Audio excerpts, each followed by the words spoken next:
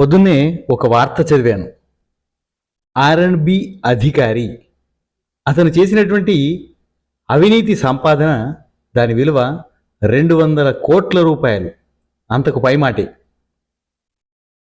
ఈ వార్త చదవగానే నాకు మనసులో వెంటనే అనిపించింది ఏంటంటే, వీడు కడుపుకి అన్నం తింటున్నాడా, గడ్డి తింటున్నాడా అని.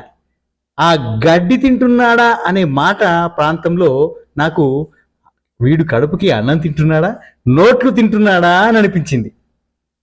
వెంటనే ఇదే అంశాన్ని పట్టుకొని కార్టూన్ తయారు చేసుకున్నాను. అతను ఎట్లాగూ అవినీతిపరుడు. ఈ అవినీతి పరులు అపనంగా వచ్చినటువంటి సంపాదనతో, డబ్బులతో విచ్చలవిడిగా ఖర్చు చేస్తూ ఉంటారు. అంటే డబ్బు తింటున్నట్టుగా ఖర్చు చేస్తూ ఉంటారు.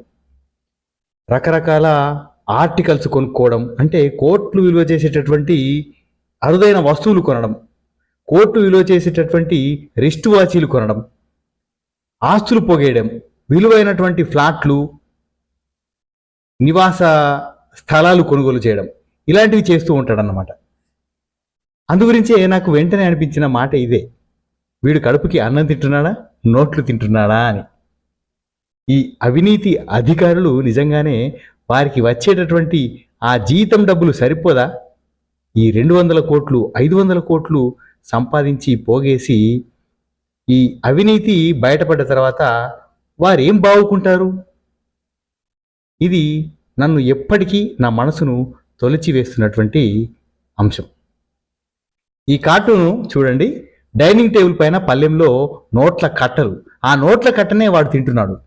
ఆ వాడి వెనకాల ఫ్రిడ్జు, ఒక టేబుల్, గోడకి తగిలించిన విలువైన పెయింటింగ్. ఇది నేను కార్టూన్ తయారు చేసుకున్నటువంటి విధానం. మీకు కానీ నచ్చితే తప్పకుండా లైక్ చేసి పేజీని ఫాలో చేయండి.